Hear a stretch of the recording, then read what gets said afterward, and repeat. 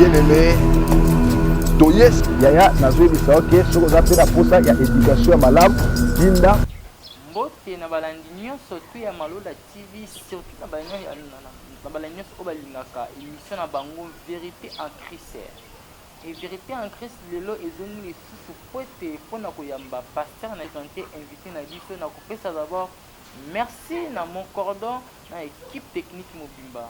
Bon, oui, on a lobby encore. Bonjour, bonjour, pasteur. Bonjour. Tout le monde a caché, tout le monde est non. Vous allez respecter, puis même bien qu'on fait un beau calé. On a pris si biso, la colère, ça va cacher à tout moment. Vraiment, Kolo a d'abord le comment pour une opportunité. Après, si biso a coûté un soumogola lelo et pour na étaler ma camboyo et frappé univers na pandémie. Vous savez que il y a des autorités établies par Dieu.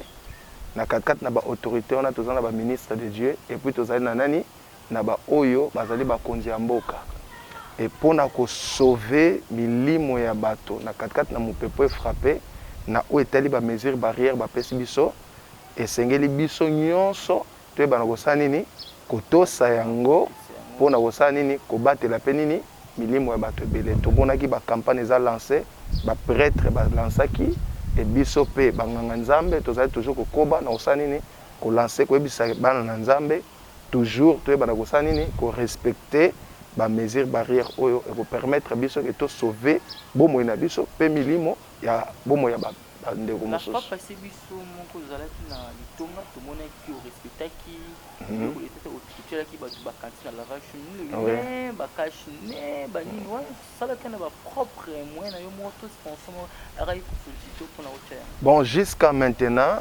église ezali ko mi prendre en charge, c'est-à-dire nanzela oui nanzela il y a contribution ya ba fidèle nanzela ba dim pe na ba offrande na bango moi wana o ezali ko kota ndezo permettre biso to sa nini to respecter ba mesure barrière ko cha cantine ba désinfecter zali et puis au mona cache na lati et ezali biloko et tozali ko produit pe ko pesa batu na yango pona ko sunga ete ba bana ko mettre en pratique ba mesure barrière ko na la prochaine biso ma équipe ya Malola TV to koya na église po ta ko la kisana na ba yenyo so bazali parole le ba mo na ndenge bozo sunga batu po ni pandémie na ekomi na bango. Oui. Mais à part ça église ina mis chose ça peut évoluer comment? Par la grâce de Dieu, l'église ça évolue très très bien. Parce que le maître de l'église yemoko azana commande ya église na ye. Donc quelle que soit la difficulté ko kozala mikie mais tozali kokoba na ko évoluer malamu atako moi bolembu moi makamoko mikie ezali et webi ke pandémie oyo et touchaki mokili et puis et touché ba makambo ebele webi ke vraiment koloba ko perdre ki bonzambe ezali moi trop dire mais webi ke na mboka na biso tozali kobika na mboka moko oyo mutu na mutu azali ko se prendre en charge oyo sali ke soki abimite mwe alia ezalité et na makambo etali kobima ndeta tokangamaki pendant plus de 4 mois na ndako ezana ba frère o babanda ko futela bandako ba misusu bazali ko bika na bomo soki ake ko teka te mwe alia ezate est-ce que tango ba déconfiner et c'est que mutu nyonso asa nini a se relancer d'abord na ba activité pour eba ndenge nini akoye ko sukisa na makambo etali loyer ya bato o avandaki pendant 4 mois maina courant et puis koyeba na ko relancer ba activité na ye parce que za bato mususu to pesa ndakisa abanda ko teka lokola Rama Thompson mama moko teka Rama Thompson soit na ram na ye moko na ba courir Kinshasa tant bo proclamer état d'urgence c'est-à-dire que Thompson est gros aller à kopola et ceux qui peut-être abandonnent cause Thompson wana na nyongo ozomona ke à côté na ba problème est-ce que tant to relancer mokonza mboka a relancer ba activité et li ko lobake église ezali ko fonctionner mais tozali toujours ko kende malembe donc c'est-à-dire que ezana batu mususu bazali na nous concentrer na ba activité pour na koluka ko sani ko sa quitter na ba problème ya bato bazaki na 4 na nini na pandémie mais soko ye mukolo na eyenga dimanche au moins ba kilte za ko fonctionner normal kaka na ba semaine de moi ba koko so ezali et webi na ba situation ba transport ya Kinshasa ezali vraiment très difficile. Bongo bato ane ko ba kino ba pasteur ba vivaka plutôt na ba mbongo ya mabonza ya musala ki ba futela bandako ba futela ba église mais tout monde l'église ba fandi au moins plus au moins 4 mois ba longo de l'église. OK. Vous savez que le monde doit toujours parler. Pour na basali ya Nzambe et si batu balobi ndenge nyonso oyo esengeli basala nini baloba. Ngana kopesa ndakisa. Biso tozali banani ba ambassadeur ya Christ. Tangu États-Unis bakoki kotinda ambassadeur na bango na nini na 4 na mboka oyo. Ambassadeur wana azo dépendre na gouvernement congolais te, mais azo dépendre na nini na gouvernement ya Amérique. C'est-à-dire kobela na ye, nzala na ye, eloko nyonso passe ko komela ye, même sécurité na ye. Ezali ko dépendre na nini na gouvernement Amérique, même loyer na ye. Et la Bible nous dit maintenant, est-ce que la nature elle-même ne vous enseigne-t-elle pas? Si le monde est qu'on s'organiser pour nous prendre charge à un ambassadeur, à plus forte raison, le ciel. Donc, c'est-à-dire que tel que nous sommes là, nous avons un Dieu qui est responsable. Il sait prendre soin de ses envoyés, non seulement de ses envoyés, mais aussi de son peuple. Makambo o etali pandémie, ezali makambo ya liboso te ekoti na kaka na nini na mokili parce que pandémie tokolo benga oka ezali crise moko ekoti na mokili na domaine nini sanitaire. Mais soki tozui na tango na Elia, tango mbule kangamaki pendant 3 ans et demi. Batu bakufaki nzala. Mais Nzambe ayebana ko sani ko prendre soin ya mosali na ebse kende na Torah mi batama. Nana bando tikele di. Nana bando tikele front. Elia kufaki na nzala. Nzambe azwa qui est en charge. Donc c'est-à-dire que bien que pandémie ezalaki, mais lokola ngai na tikalaki kopesa numéro 1 pesa. D'ailleurs, na saka ba émission na kaka na bino. Na salaka ba émission na ngai toujours na bino. Bino nde bozali bato Nzambe atie liboso na ngai pona kopema mungongo na ngai na mokili mobima na nzela nini na bilele. Ata mokolo moko te na yiki epai na bino pona kosala nini ko lancer numéro ya téléphone pona o etali M-Pesa topé Orange Money topé na ba makambo etali monnaie. C'est-à-dire que le Seigneur nous a pris en charge dans tous les domaines parce qu'il est un Dieu responsable. De la même manière qu'il avait pris le soin de son envoyé Élie pendant la crise, il y a pluie, de la même manière qu'il a pris soin de ses envoyés. Parce que tant qu'il a lancé appel, il y a dîme, il y a offrande. D'abord, il y a la dîme, Bible apporter dans la maison de l'Éternel du trésor. C'est-à-dire que Moutou Sengeli a même on a nini na ndaku ya Nzambe. Oyoki bilobi encore partager bozuno na Moutou Sani. Aote otasango malamu. Parce que pendant confinement, ngana te yote. Église eza ko kangama. Tu comprends que non ba pasteur vont ba vivre te na mboka. Non, non, to vivre te na o etali nini dime na offrande. Mais ezali pe moko biloko ezali ko sunga musana Nzambe pona lipamboli pe ya peuple ya Nzambe. Donc c'est-à-dire que dimna offrande ezali non seulement pour nous aider musana Nzambe, mais ezali d'abord avantage pour le peuple ya Nzambe. Le Dieu qui nous a envoyés, il est celui qui est capable de nous prendre en charge dans tous les domaines, même peut-être dimna offrande ko kotate, mais il sait comment faire pour asanini apprendre soin ya ba oyo ye a pona. Ok, merci Pasteur pour répondre à Yusna Gitoko. Donc depuis comment Pasteur, tu sais déjà combien de temps? Que la gloire soit rendue à Dieu. Lelo o ngai na ko koloba ke na nzela ya musala o Nzambe abengi ngai parce que na katikati na temps o tozo traverser il y a des cela o bazalini ba s'autoproclama ba ministre de Dieu. Donc c'est-à-dire que il est ni père ni mentor yemoko asanini amibengi mosali na Nzambe. Mais pour nangai ezamo muke na bokeseni. Na zui appel ya ko servir Nzambe na l'an 2009. C'est-à-dire que le 26 novembre nde naokaki mongongo na nzambe kobenganga mpona nini kosalele na service.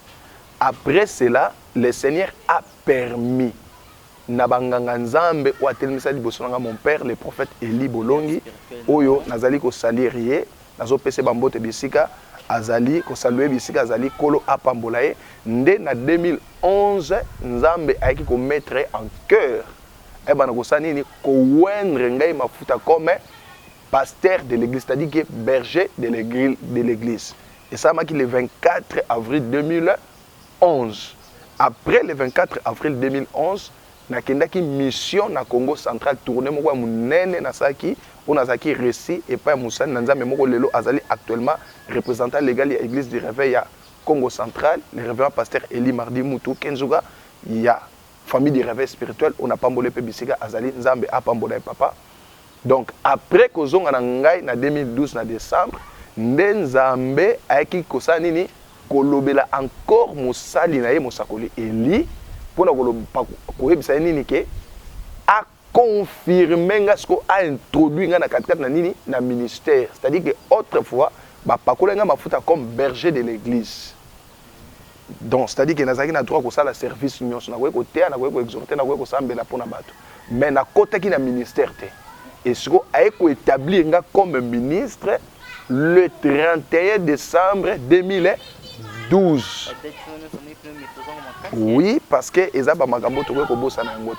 donc c'est-à-dire que nous avons confirmé le ministère le 31 décembre 2012 de l'organisation et salama qui néglige Jésus-Christ en action au monde.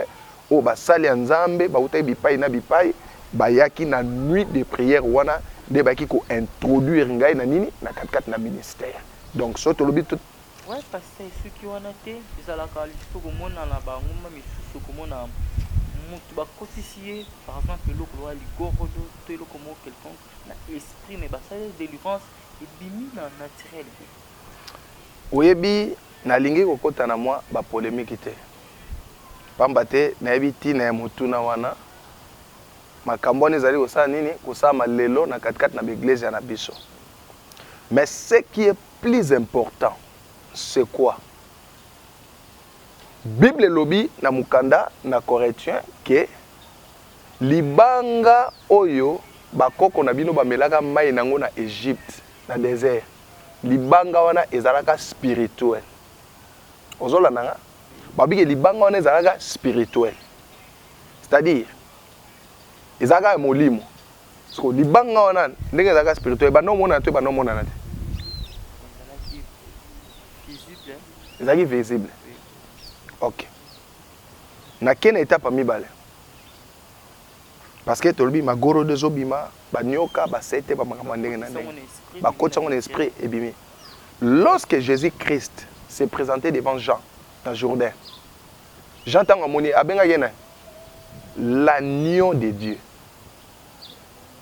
Mais tant que Yesu poussana, batu nyonso ba mona Yesu ba mona ke na 4 pattes otambola. Il était un homme. Mais OK, dans le monde de la spiritualité, dans le domaine spirituel, tant que poussana, a poussana ki lokola mutu te. Azaki agneau. Mais mutu il fallait mona Yesu comme agneau azaki mutu azaki spirituel. Physiquement au tika la ko mona Yesu ta otambola ba 4 pattes boy na boy. Par là na lingi na lobani. Tomoni na katikati na Bible comment Paul azali ko chasser esprit ya Python na nzoto ya Jézabel. Lorsque Saint Paul a chassé cet esprit, nani oyo amona ki nyoka kobima na katikati na Jézabel pe kokende. Azaki te. Nyoka bima physiquement boité. Mais l'esprit où est côté qui n'est pas au travail. C'est un esprit Python. Ba bengani et côté qui invisiblement obimanini invisiblement. Tozongi lisusu et pas na Yesu Masia. Na ndaction na tukoloba awa ya Matthieu. Papa oye na mwana ki na maladie ya ndeke. Obiso benga maladie ya ndeke. Ti Yesu apameli milimo wana ndeke. Nani o asaki nini amona ki ndeke? Kobimana mapapo bandi taka onga ndeke yeyo na vanda ki boye na boye. Non. Etikala kusala mate. Donc biloko nyonso oyo tozali komona ekamwisa biso te pamba te Nkolo Yesu Masiya esi asakolaki manso wana ke na bileko ya ntango ya suka bato bakoya bakosala bikamwiseli ya lolenge na lolenge e soki bikamwiseli yango eza yango wana Nkolo Yesu Masiya azwa lokumu biso baoyo tondimele tomilengele tomibatela mais tokota na badistraction ya bapolémike te. Bible lobiki batika ivre na blé esa nini ekola ensemble mukolo elanga nde tango akoya na saison ya récolte akolongola ivre na mopanzi akotia blé na mopanzi soko yebike yo za blé koswanisa ivre te parce que mukolo elanga esa tiki ba pesi de sobo tika ba kola ensemble. Donc nana tente ya ko chamailler na l'autre parce que ngai na leza na ministère de délivrance paix. Je vois une fois que au prier pour la muta ba diko vomir. Vous comprenez? Mais na 4 ya biloko vomir ezaka biloko alia ki fufu matembele bwena bwe au mona CTT au mona nité mais na 4 ya vomissement na délivrance ezo passer. Donc c'est un peu ça, laisser livrer et le blé et coller ensemble mukolo elanga nde ebi na suka tango yako kolongola akocha ivre mopanzi akocha blé mopanzi na ebi sioteke au croire na miracle ou ezoleka na ba CTT na banini na biso pété au douter nango mais tikala na position soki bible na yo ezotalisa que là ezali faux kondimela ngote bible que nyonso ezali objet à conviction te c'est un péché et bible que o pa ebike likambone za ya malamu azondimela ngote azosabe nini asumuka. Donc c'est à dire que pour moi eza objet à conviction te ponanga selon le Saintes Écritures. Na mona katika na Bible, batu babenga na milimo nyoka, mais nyoka bima boete. Babenga Yesu agneau, mais atambola na 4 parties. Donc tout ce qui est spirituel, ou kota qui spirituellement, ils sont capables de bima na nini na molimo. Mais cela n'empêche pas aussi de na otokoloba. Babi que le rocher, o ba melela ki mai ezaki spirituel. Quelque chose aussi ça peut être spirituel. Vous comprenez? Mais physiquement, pour vous savez, au monde, mais on a un domaine de délivrance, un domaine de magamusus. Par exemple, nous étions au Moïse à Monaki. Bah tout à Monaki nous étions, mais tant Moïse a eu talent, on a mis son molimo, a découvert qu'il y a un banakate. Il y a un gamuso au monde en haut, il y a un mais et bon, il m'a gaminé nakate. Donc c'est un peu ça, et pour moi, ces choses-là, n'a crois qu'à je crois à la parole. Et je vois ce que le Seigneur avait fait, ce que les saints apôtres ont opéré pour la chasser l'esprit des pitons. Jésus-Christ a chassé maladie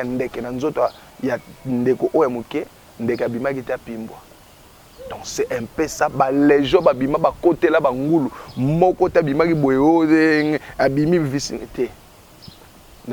de gens vendent dans sous-bassement.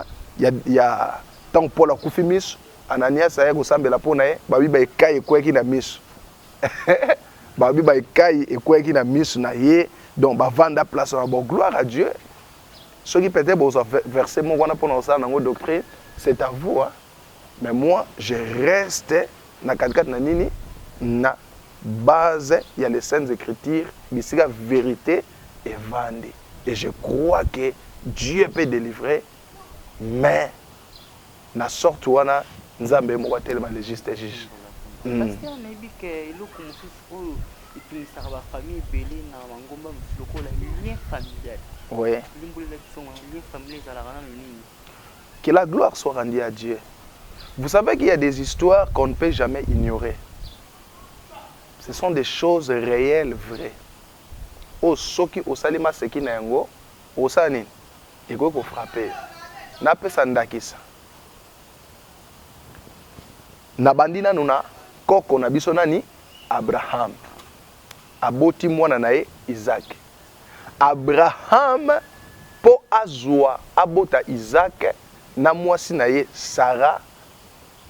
Il a fallu plus de 25 ans de promesse. Vous comprenez? C'est-à-dire que Sarah nzamba randa qui est stérile parce qu'il a difficulté au sani ya obota. Et au sani que baboti Isaac Sarah koufi. Abraham azui ketura aboti naye bana mususu motoba Et tant Isaac Sarah kufi ayeko bala nani Rebecca azui Rebecca vandi na 4 na libala Rebecca maternité zoyate. Donc ce qui s'est passé avec sa mère et kokomela yepe na mwasi na Rebecca. Mais lui maintenant il n'a pas voulu faire comme son père. Son père lorsque amonaki ke mwana zoyate, il a choisi d'écouter la voix de sa femme pour prendre Agar, pour mettre au monde. Le Seigneur a permis après de prendre l'esclave et son fils, Bengana Bambake. Mais pour Isaac, lorsque Isaac a vendu une année monoïte, 2 ans monoïte, non, je ne peux pas faire comme mon père. Il a choisi la voie d'aller chercher l'Éternel. La Bible déclare que Isaac pria Dieu pour la moi Rebecca Oyo Azaki stérile. Et l'Éternel a exaucé sa prière. Donc c'est-à-dire que mon a lié moko ezalaki mais lié ona eko katana nini na prière. Ils a brisé la prière. To komona nini ndakisa encore Jacob aeko bala Rachel mais ba pesi Léa. Tango akotina Léa na libala Léa zobota obota. Mais tango aeko so Rachel azaki mwaso ya lingaki. Donc c'est-à-dire que la première femme na il pas une complication bota. Ti e komi ye pa ko yoka mungongo ya mwasi na ye ko zo servante à mwasi na ye. Si ma wando sani. Maintenant mwaso ya lingaki. Difficulté concevoir ça ngini. Isaac. C'est-à-dire que o e simba ki Abraham et simbi Isaac e ko simba nani Jacob. To longwe place wana domaine à maternité. To qu'est-ce qu'on a domaine ya kubuka lokuta. Jacob tata na ye Isaac alinga pambola Esau. Maman a pessé ba directif eko sa nini a pratiquer yango. Tangu tata na ye Isaac asimbi abi mungongo nazoka mungongo ya nani ya Jacob. Na ko pesa ndakisa. So na bi bonjour. Batu bana ndako. Ba ye ba maboy. Papa na biso frère Patrice. Bosco so na bi. Vous comprenez? Non, na pesi ndakisa parce que bango ba libota moko. Bazali libota moko. Donc tata moko te akoko bosana mungongo ya nani ya mwana ye. Wete soki bon, na suka na ndakisa na pona lina kende na mwa lomba ngote. So ofani na radio, ba che radio TVT. Oka bonjour. Yo mo ba ke wana frère Patrice. Mais soka na radio nous changer fréquence. Oka oza sko mwana nzambe. Oka mbamo olongoli. Sko Isaac avanda miso zo monate. Awa ga vo mo côté là. Ah. Isaac abi mais oyo. Ngoyi musoko te. On voit igwe. Mais ligamni esalami. Azui ba po poso ya ndeko na ye. Asai nini? Alati. Na bilamba ndeko na ye ache. Tango papa simbi abi mungongo na yoki ya Jacob mais ba poso na ogi nani? Ya Esau. Azui lipambole asani apambole. C'est-à-dire que Jacob a trompé son père pour arracher la bénédiction.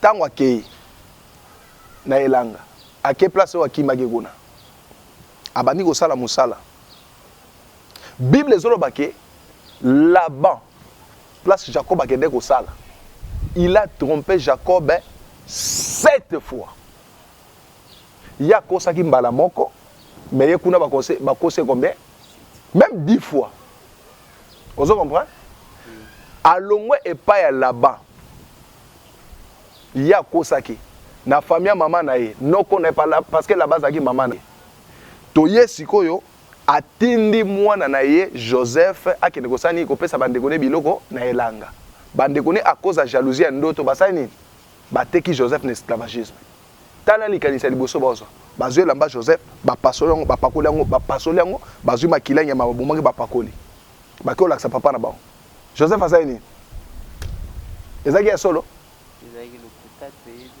vous comprenez lokuta utie bana tata kosaki noko na lokuta bano ye moko aboti bakosi C'est-à-dire que likambo etali lien eza likambo ma sécurité. Ezali ba fondement de base. Oh soki otelemi lokola Isaac te pona ko briser ba lien oko se retrouver lokola maman na yo lokola tata na yo. Par exemple, il faut que maman boti mwana na papa. Parce que moi na biso de boti mwana fa koli. Par exemple, il est joueur. C'est wana que ezali. Bon, wana ezali souhait. Parce que na 4 na Israël tango tata nyonso abande ko bota mwana e abande ko pesa mwana kombo fonction likambo mwana alingi azala. C'est-à-dire que soko osana ndembo akoko pesa kombo na pesa ndakisa lelo atambala biscotte poto kende ka libanda te. C'est-à-dire que amonaki ba vertu moko na mbala alingi yo po beta ndembo lokola nani lokola mbala biscotte. Wala ezali ba souhait. Ba lien auto lobaki au mona na famille tata azwa par exemple ndakisa maladie ya hémorroïde. Bino nyoso na bana basi. Bobima mupepe même na katika nibala travail ezate. Na otiko personne ndakisa awa. C'est dans la prière que Isaac a réussi à couper le lien de la stérilité. Isaac a quelque bonde la pona mwasi na ye. Lorsque vous remarquez que maman na bino avandaka na libala te yo pe ba fiancé nyonso. Malgré wana elenge mafute otanga momona ke okofana na mbale mote oya ke ezali ba signe et on a ça okosuka lokwa mama na bino parce que soko zui attention te ya okota oluka nzambe o briser ba biloko wana okoko peut-être 40 à 50 ofana pe andako libala te mais tu es belle de figure et de taille. Mais si par exemple que nos papas zaki na ba lien non ba boti mona moko ba lien pas mona mais arrivé que nos mona on a kofi ba lien na te et 4 minutes et continue. Bon soki ndakisa baboteka mwana moko bango mwana kufi baboti pété continuité zate et quoi parce que histoire familiale ne ça ene nde ozomona ke tangu aka a commettre péché na 4 na Israël ba nde osani bazui aka na bana ne nyonso basani baba ima mabanga bakufa parce que ba ke soki bana wana batikali bazana capacité osani ya ko commettre ba même bêtise au tata la bango sala pour histoire wana esila na 4 na Israël ba effacer généalogie na mobimba akena bango. C'était ça pour nous briser lien wana et continuer à sauter. Il y a révolte, il y a vol. Ba présent au lolenga. Mais c'est ça la ba jeune belé ba kuma mi ko ça c'est la mi ba vexé on évite ba ramingi non. Roi Salomon azakana ba se belé.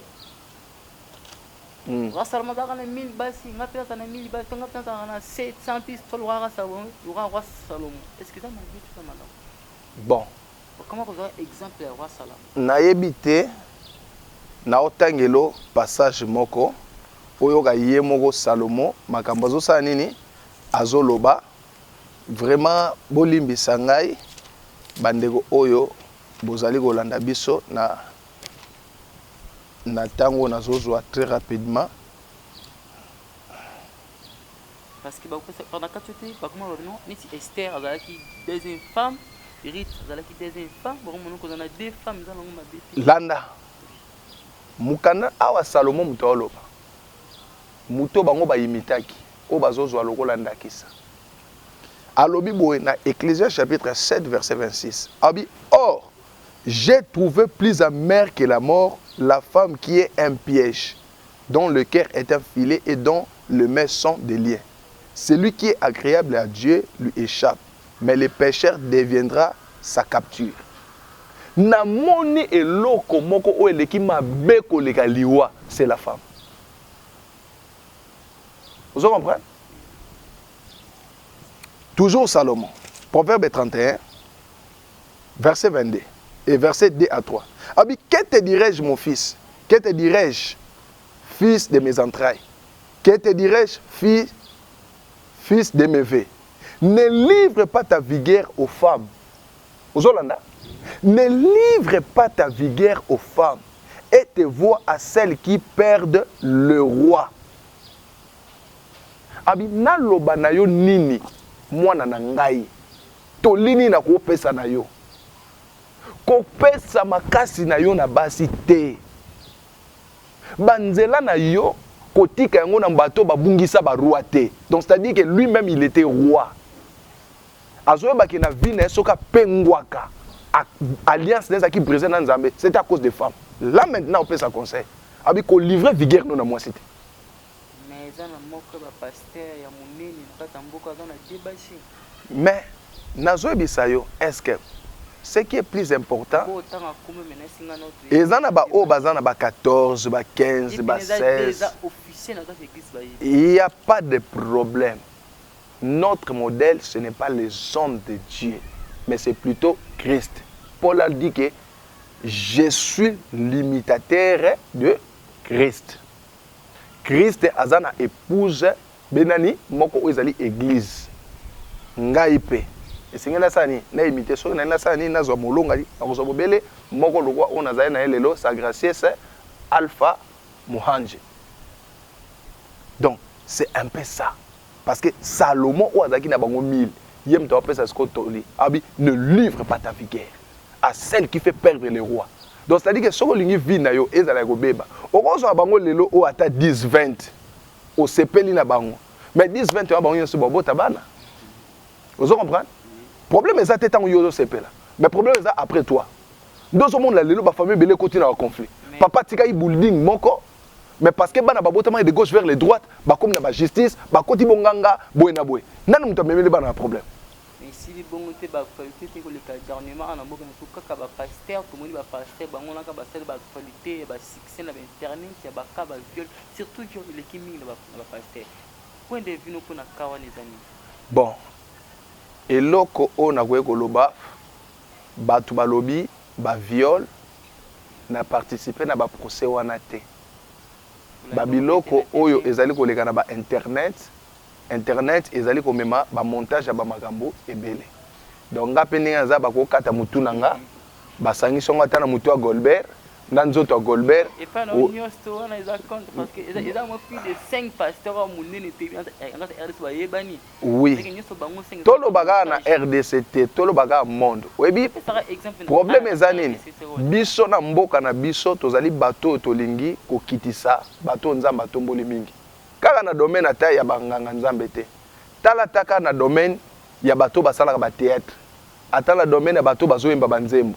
Au moins aga mutu moko auto bimaneka kala mingi te na orchestre moko songolo pakala directement alinga bundisa mutu moko esi abeta ba Zénith abeta bani donc pour akiteka na niveau na ye mutu moko bandika groupe moko théâtre kamba moko papa directement ngi o esobe logo te pulu le logo te bon personne pulu donc abimika kapel alinga bansani ko toucher ba moko tala même na station place nyo so mutu ekota te place o ba cha pelouse mutu ko ni atante ezala ba zone interdite. Et ça, la zone interdite, comme les hommes de Dieu. Biloko zo bimana internet, même si ba procès que na justice, tant na participer na procès te, na moun ba sino eza normalité na koki kondima ngote. Mais ce que on a ko pesa ka loko la toli. Bible ezali koloba nini? Na o etali souverain pasteur, topé souverain sacrificateur. Nazo kote la bangote, mais totangande na 4 na nini na Biblia. Hébreu chapitre Nayango. Hébreu chapitre 5, si je suis d'accord avec mon esprit. Nazo kita malé. Yoka. En effet, on a la version Thompson. En effet, tout souverain sacrificateur pris parmi les hommes est établi pour les hommes dans le service de Dieu, en fait de présenter des offrandes et des sacrifices pour le péché. Il peut avoir de la compréhension. Il peut avoir de la compréhension pour les ignorants et les égarés, puisque lui-même est sujet à la faiblesse. C'est à cause de cette faiblesse qu'il doit offrir pour lui-même aussi bien que pour le peuple des sacrifices pour le péché. Et Nikolobani, balobi motumbi mbeka nyonso, tope mosali na nzambe nyonso. Nzambe a zué kati na batu et puis a établir ye pona batu. Balobi boy. Il peut avoir de la compréhension pour les ignorants. À quoi cause on appelle scandale pour na bateau ba éviter? Pourquoi? Abi et les égarés, puisque lui-même est au sujet à la faiblesse. Parce que la faiblesse aussi est son partage. Vous comprenez? La faiblesse aussi est son partage. Parce que bazouye kati na batu, ba établir pour na batu. Balobi akoki pe kozala na ba faiblesse. C'est pour cela à cause ya ba faiblesse wana nenzamba tchaki ke ye moko avant akende ko bondela pour na batu ye moko il faut sani ami mape offrande pour na masumu na ye. Donc tant que yebisanga peut-être pasteur moko songolo pakala akwene likamo eloko nga na osala eza ba bolongo na nga nani na se pour en prier pour nous. Parce que la faiblesse aussi peut être son partage. Et lui, on que parce qu'il y a une faiblesse, on a une alliance dans Zambie, ça brisé. Non. Il y a des hommes de Dieu dans la Bible. Tous on a ça, Osée chapitre 1. Nous avons tindi Osée. À que nous sommes, moi, c'est un Ndumba pas beau de Seban. Mais tu as soutenir opinion? Non, na soutenir opinion. Nous avons tel ça, où ils allaient clair. Nous avons na moi si, moko onabala. Vous allez encourager Babiloko Anate. Mais dans le lobby, la faiblesse aussi, dans la Bible, le lobby, et son partage. C'est à cause de cette faiblesse que peut-être que tu as résumé, mais il y a d'autres personnes qui ont même dans pensée, qui ont même dans langage, qui ont même dans loba. Donc, ce qui est plus important, c'est que tu as dit que ceux qui ont moni mutu na nzambe akwe na lolengi wana et loko esengelo sanini bondela pona ye nzambe asanini akitisela ye mawa parce que nzambe moko atieba interdit soki okoti na zone interdit yeba ke etumbo ezelo liboso batu na nzambe bazali ba zone interdit oyo bakoye ko simba mate likambu na ye etali ye na nzambe o ngana osala na kobuka mabolongo kosenga ngolu na nzambe parce que ngana na lelenge plus de 30 ans, 40 ans, 50 ans, 60 ans, où liboso, tu habites obstacle lié au liboso. Donc pour moi, je n'ai jamais regardé aventurer, non! Je n'ai jamais ça accès, tout cas, bandeko oyo basanini, bakutena bakoko so lolengwana. Mais lokola un homme spirituel, au vie na ezali lié na bande saintes écritures et loko sengina sanini ko bonde la po na bango. Et puis kotika bango na maboko na nzambe nzamba sanini a relever bango parce que mukanda na nzambe zoloba ke muto ako réussir ko ramener un pécheur na voie o sengela landa muto wana ako sauver milimo bato belé.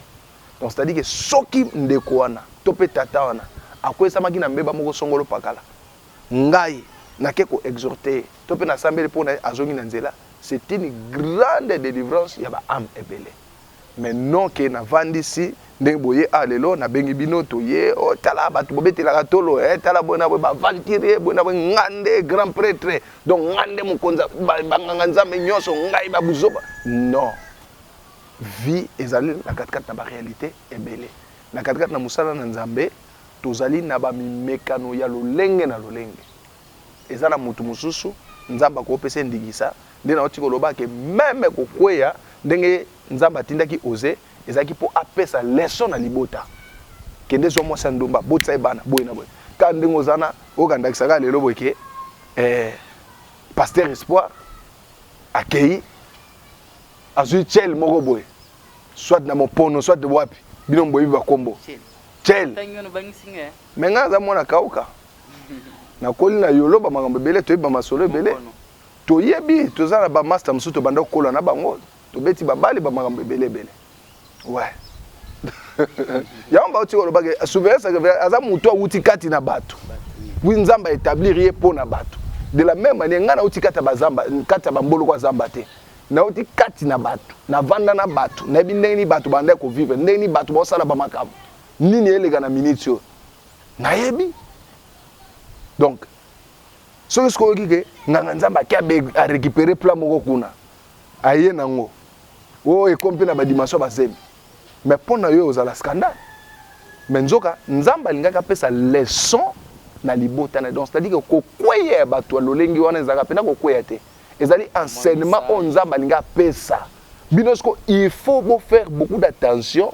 Boyeba nini nzamba linga communiquer soit na génération so mata. Bo tomber lokola batata te.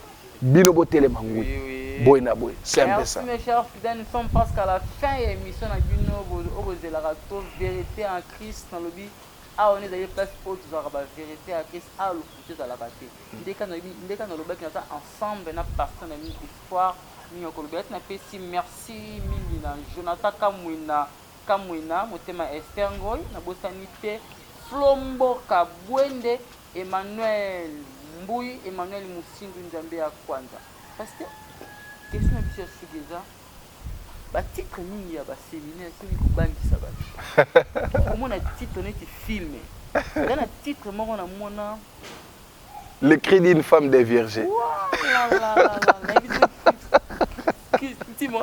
ozongwa pole pole ya omenga lo baraka na mona ga mona ba fiche non on a pesa message tout est bon est-ce que peut que la pratique film est pas créé on a quatre on a fait bon na yebi na participer dans séminaire wana te na mona ba fiche logo la batu nyonso na les réseaux sociaux comme na ba songi zaki des fiches zaki yango na mususu donc ils ont échappé nga meza makambo ma mail boy donc c'est un peu ça bon ce qui est plus important boy bagé eloko monter na 4 na bible cha mopanzi biloko wana nyonso bato bazo pesa monsieur eza pona ko bangisa bato monsieur eza pona ko sani kotier c'est-à-dire que au moins lokwa na mboka na biso neto obikawa na ba politicien na basali na nzambe na bon na basali na chaka ya nzambe te parce que to nzambe église mais biso nyonso peut-être osali ya nzambe te eza na bato oyo bazali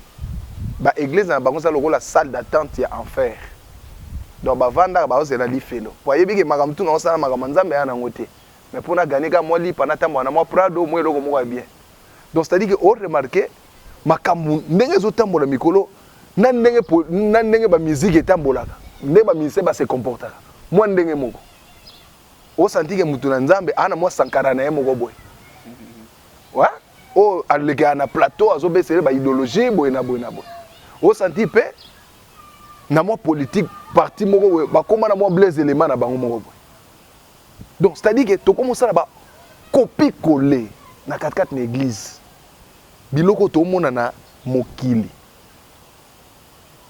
oya nani webi moko mo to beta na séminaire babengi frère mo wa beta azo beta papa na okaka louange ah omoni Isaac soka vanda ki na limakambo ayoka na litoi alinga ka balipambola ezaote mais le quoi linga ka toucher c'est dans lipambola ça noka pena drummer abeta raka tan tan tan ataga tan tan tan tan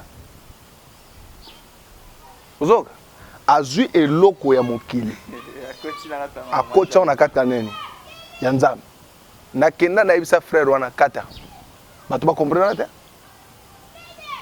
parce que tokoki kosala copie coller te biloko tozo na mokili tokotsa na nini na 4 na nzambe au monde donc studio carrément non maman ngedi il y a pas de problème studio ezali moko mais note auto obete kozala peut-être moko te toloba maloba moko te ozo comprendre biso nyonso tokota food market bon na sali publicité te tokota ba alimentation est-ce que tokendo somba biloko moko tokoki egambela biso nyonso est-ce que tosomba biloko moko non bon tokota studio moko mais tokosala makambo moko te tokozala na ingénieur moko mais toproduire eloko moko te tozoloba par rapport ya bathème wana nalobi pourquoi tokomi mingi kosala copie coller au senti que mutu moko boye na monde abeta azui titre moko boye a tiepo faire paniquer bato na album olinga bimisa oyo apena pa chango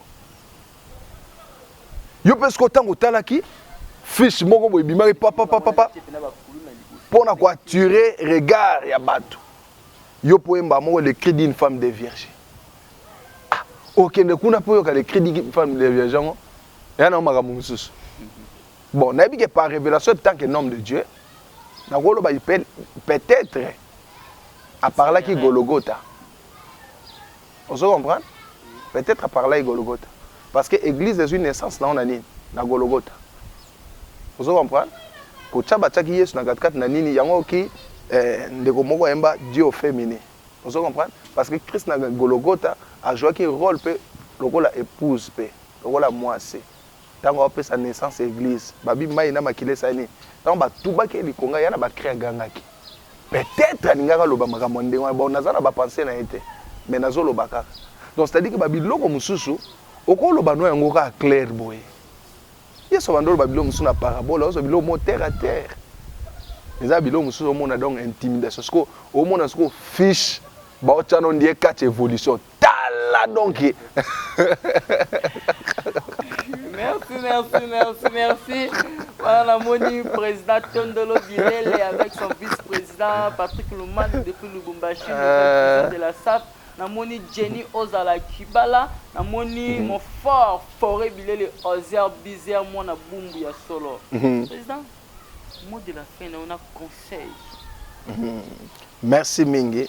Donc, Nazwa toujours na Magamoto Tcholoba, c'est pour cela, na Pambola. Ba papa logola batambulukoki banda na ebaye partout na okene ba conférence ba séminaire na ye alobelaka peut-être l'homme la rédemption vous comprenez oui rédemption azonga rédemption donc ay suna tante abi toté ya batu Yesu lobela batu Yesu babiloko na nyonso ya intimidation pusa kuna vanda okende boso zonga tout ça, rien. Talisa batu Yesu. Lobela ta rédemption. Lobela ta babilo ko donc ozo attirer batu. Mais ça te tcha baté moko pour bangi sa batu. O soki non. Donc nazo remercier d'abord Kolo Sumasia pour la grâce oyo accordé biso ya ko transmettre vérité en Christ et Nzambe azoloko mingi. Na remercier pe na bengaka PDG Oda Malula pour na Malula TV na opportunité apesa biso ko leka tango nyonso tozo futa eloko moko te mais Nzambe na lola ayebi nini wa kosala katkat na ye lelo o ezali pamba te ko mona mutu azwi temps atie batu na service na yo po ote ya sango malamu batu andenga bo ifo nini ko encourager bango basa nini bakende liboso et équipe mobimba pe oye awa nazo pambola Nzambe mingi pona bino na musala kitoko toli o na kopesa na ebite na pesa basala Nzambe ba politicien bato mabota to ndengene. OK, ce qui est plus important, je ne suis pas meilleur que vous, mais tonga ya mukie nde ekotaka na nini na lisu to pe na lokolo moi eloko ya mukie na ko bimisa ekoko sa nini ko sunga biso to ba ngo sa nini ko kende liboso nazolobela surtout génération na biso otozo mata mon frère la servante du Seigneur cher confrère ministre de Dieu to komi na temps o ezali nini très compliqué, peut très difficile, moko etant okolo a annoncaki. Et sengeli na biso to ebana kozala uni afin que kolo a kokuta biso na bomoko pe na bolingo. Omoni ndeko na yo na likamoko songolo pakala mbeba vanda na ye bo solola bosa nini bo bongisa po musana Nzambe ekende liboso.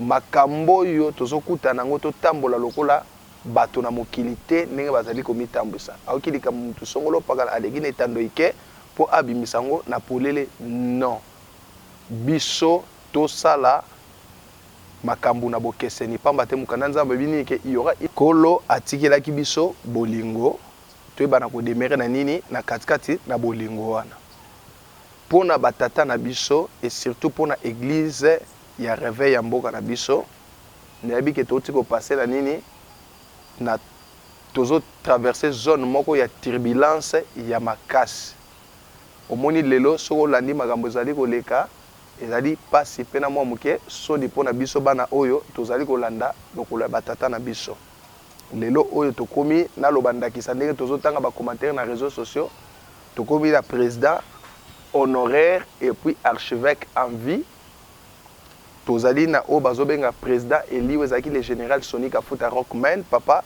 na pamboli Nzambe mingi pona yo nayebi Nzamba ozana yo et puis lelo tokomi na o bato mosusu babenga lokola président nommé nani évêque Dodo Kamba.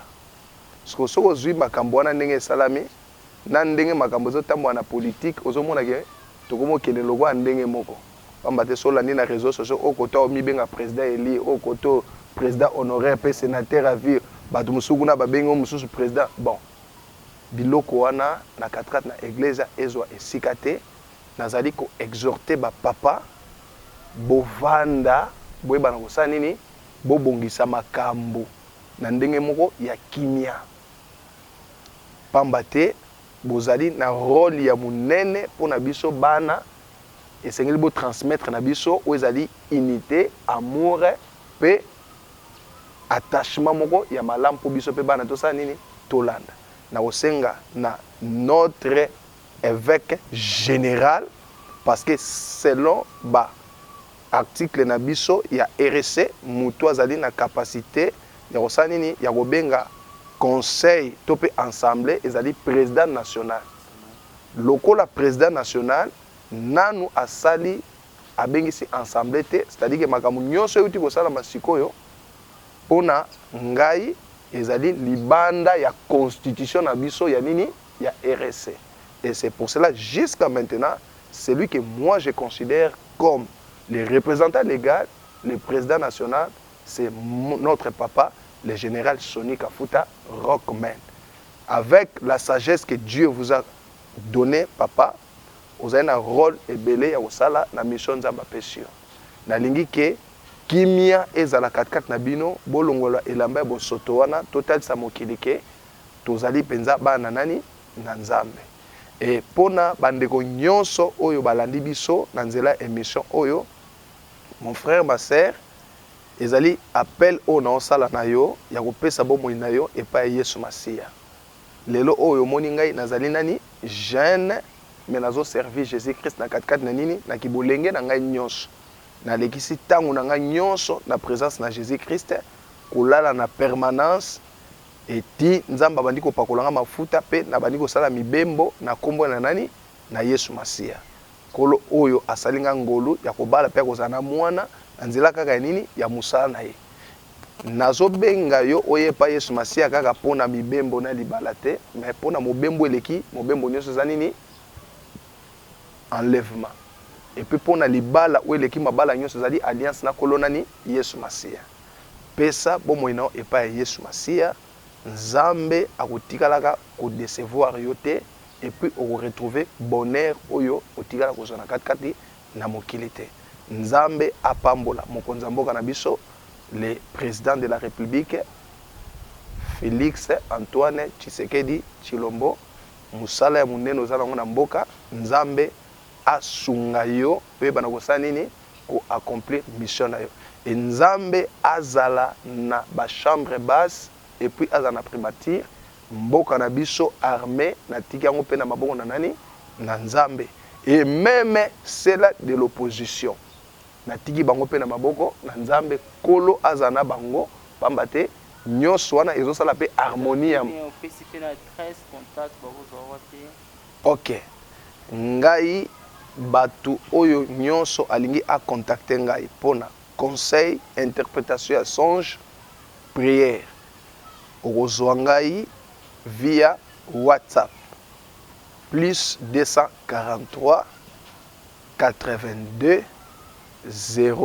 041 54 40 soki olingi okomelanga na Gmail okomina espoir juvenal 15@gmail.com 15 ya chiffre topé okomelanga via Facebook okomikaka espoir.elysée wana ezali ba adresse oyo bozwanga na facilité kolo apambola bino nyonso bayebolande biso. Merci mes chers fidèles, ainsi bino moko botukolanda pasteur espoir ndenge a répondre parce que mitune ezalaki ya biso biya ezalaki ya ye wana na pesi merci mingi na chef Jacob Kuku sécurité depuis l'unité na pesi merci encore na balandi ya vérité en Christ lokola Ortega mena kutwa la papa na Delgado kobosa na prophète Prince te.